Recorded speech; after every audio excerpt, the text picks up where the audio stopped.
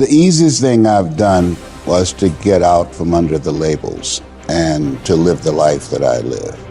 The most difficult thing I've ever done was to believe that I can do it. It's the moment you realize everything in your life has come to a point where you can either stay where you are or you can pick up your bags, build the courage to move that inch. To move that inch in order to build even just the slightest bit of momentum. Life is a series of fights.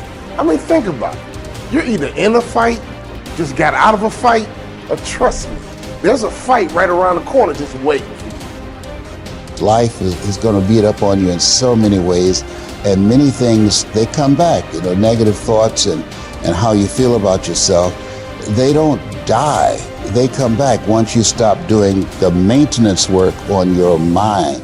1 inch is all it takes. It's the time in your life where it's do or die. What are you going to do? It's the time when you're feeling like you're scraping the bottom of the barrel. You're in the dark, but it's up to you to change your perception to shed some light on where you are. Listening to motivational messages, going to seminars and workshops, spending time quietly listening to the still small voice within. Who am I really? Is this really me? Am I giving my best? Am I just reflecting what's around me? Because all of these various things affect how we show up in life. When I think about fighting, I'm not talking about people. I'm talking about situations. I'm talking about circumstances. I'm talking about opportunities that sometimes you have to fight for.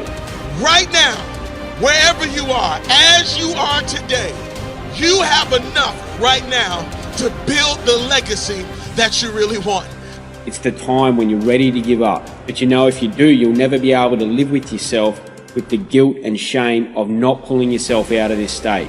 Which way are you going to turn? Things may happen to you and things may happen around you, but the most important things are the things that happen in you. And you have to stand up inside yourself and deal with it and handle it. Now is the time to start building your legacy. Now is the moment to start making your impact. Best return that I got on my investment isn't the real estate investments that I made, even though those have made me great returns. It's not the stock market investments that I made, even though they made me great returns. It's not the startup investments that I made. It's the investments that I made in myself. Because for me, the investments that I put into my own financial education have paid off many times over, and you can't see those returns anywhere else. You know, they say that the best investment you can make is in you. And for me, that was first by reading books. When I started my financial education journey, YouTube didn't have this level of financial education out there, or just general business education or whatever. So I started by reading books. Now, you don't even have to pay the price to get a book. Just go watch as many YouTube videos as possible about financial education, starting a business, about increasing your income, about investing, anything related to financial education. Go start watching YouTube videos. You don't have to watch my channel. If you don't like it, watch whoever you want. I'd rather see you successful than anything else. So go watch as many videos as you can. You have a ton of videos as well. Once you start watching videos and you absorb yourself into this, now you might want something a little bit deeper, something a little bit more comprehensive. And this is where then start reading books. I would recommend that you go out and start by reading 25 books in financial education and read them. Find the top 5 books in money management and investing, the top 5 books in starting a business, the top 5 books in scaling a business, the top 5 books in managing a business, and the top 5 books of entrepreneur biographies. And it doesn't matter which ones you pick, find the ones with the highest ratings, the highest reviews, and just read them. This is going to cost you less than $500. But when you do that, you're going to be able to get an MBA level education without paying the price of an MBA. And you're going to look at the world, your money, and the way you use your money completely differently once you finish these books. Now, once you do that, you can decide, what do you want to do? Do you want to go down the entrepreneurial journey, take the risk and do that? Or do you want to do it through your job? Either one is fine. For me, it was entrepreneurship because that's something I love. I love that risk. I love the whole journey with that. And I don't mind working hard and doing that. If that's not for you, fine. So for me, that's what it was. It was investing in myself. Now, for the people that don't want to be an entrepreneur, it's completely okay not being an entrepreneur. I want to put that out there first, because I know kind of the internet makes it seem like everybody has to be an entrepreneur. It doesn't work like that. Not everybody is meant to be an entrepreneur. Not everybody should be an entrepreneur. But if you're not an entrepreneur now, what you want to be doing, and everybody should be doing this, is create a system where now every time you get paid, a piece of your money is going to be invested. And if you do the math, you'll see why this is so important. If you start at 21 and you invest $4 a day, and you do this from the age of 21 until 66, and you just invest this money into the S&P 500, which is the general stock market, and you get an average historical return of 10% a year. This doesn't mean your money grows by 10% every year. It means this is the average. Some years it's going to be more, some years it's going to be less, some years you might lose money, some years you'll make way more. Well, over the course of your career, that $4 a day investment is going to grow to more than $1 million investment portfolio, starting with just $4 a day. If you go about life and you say, the government's the reason why I'm broke, my greedy corporation is the reason why I'm stuck at a job that I hate, I can't change my life because of X, Y, and Z, you keep pointing your fingers as to why you can't succeed, well, it's going to be impossible for you to succeed.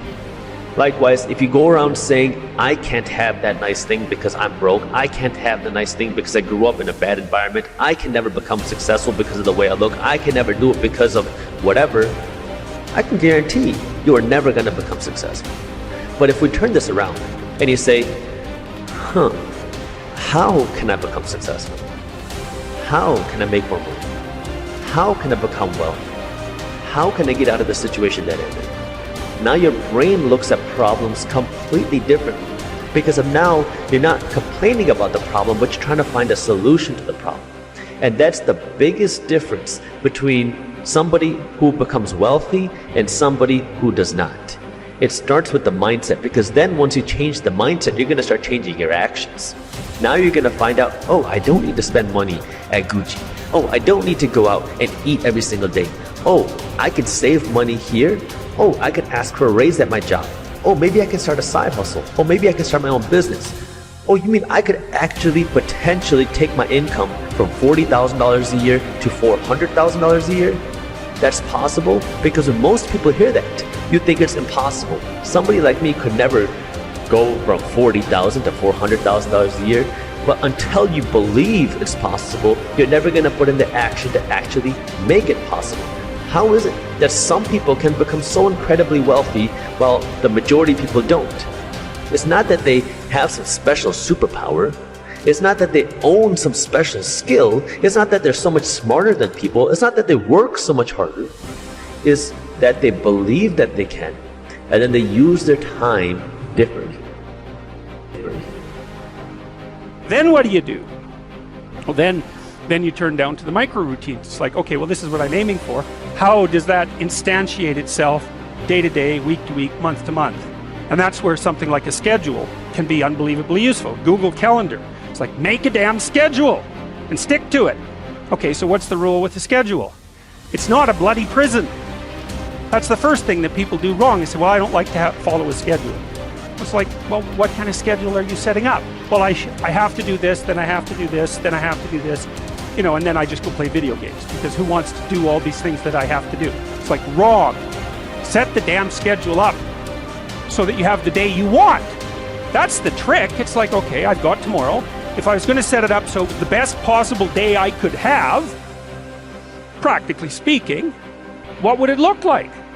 Well, then you schedule that. And obviously there's a bit of responsibility that's going to go along with that, because if you have any sense, one of the things that you're going to insist upon is that at the end of the day, you're not in worse shape than you were than at the beginning of the day, right? Because that's a stupid day.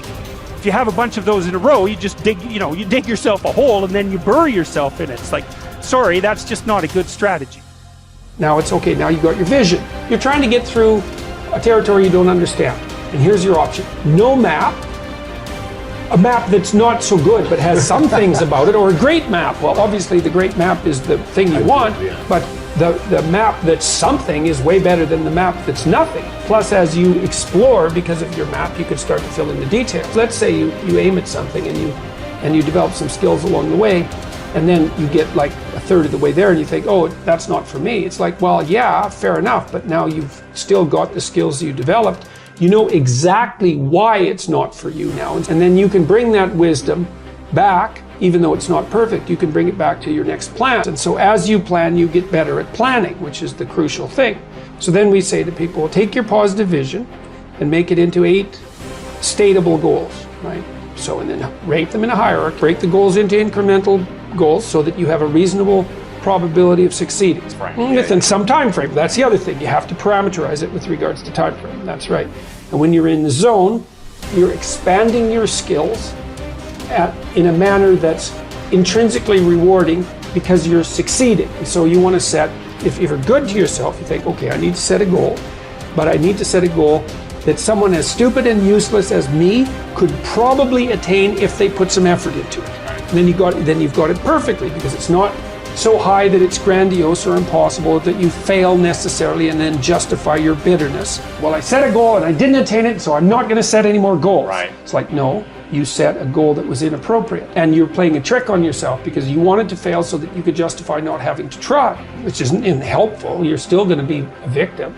It's like, there's no way out of that, man. So, because life is a challenge that in some sense can't be surmounted. So there's no way out of your problem. But there are certainly proper ways of dealing with it. And then the next thing is, okay, you need a rationale for them, because you're going to have doubts and people are going to put up obstacles. Why would it be good for you? Why would it be good for your family if you attain that goal? Why would it be good for the broader community? Because if it's a good goal, it should be good for you. That's fine. But if it's a really good goal, it should be good for you in a way that's good for other people. Win-win-win. Yes, exactly. And if you're going to decide what your goals are, why not set up the ones that benefit the largest number of people simultaneously? Yes, if you can do that. You should start with your own concerns, because you have to take care of yourself. Basic needs first. Yes, put your own Family. Oxygen mask on, then put your child's oxygen Community. mask on. Yeah, right. And then you can, as you build up the basis of competence locally, you might develop enough skills so that you can expand that outward. And it also gives your goal a certain amount of nobility. And so if someone challenges you and says, well, why are you doing that? That seems stupid. You could say, I'm doing that because it helps me take care of myself, but it benefits my family, and here's the reasons why, and this is the repercussions out into the broader community. People who are putting up objections and doubts aren't armed to deal with that kind of response. And then when you have those doubts in your mind that plague you, say, why am I doing this? Oh yeah, it's because, well, I have to take care of myself, because otherwise I'm pathetic and useless and bitter and cruel, and then I'm going somewhere terrible, so that's a bad idea, and here's how it would help my family, and here's how it would help the community, and that's good enough set of reasons, unless I can think of better ones. If without better ones, that's good enough. When the unknown emerges, you tend to experience anxiety. And then there's the known, and I define the known very specifically and very carefully. The known is the place you are when what you're doing produces the results you want. And I say want because that brings motivation and emotion into the game. So you're motivated to pursue something. You pursue it, and what you want happens. Not only do you get what you want, but you get validation for the structure that governs your perceptions and your actions.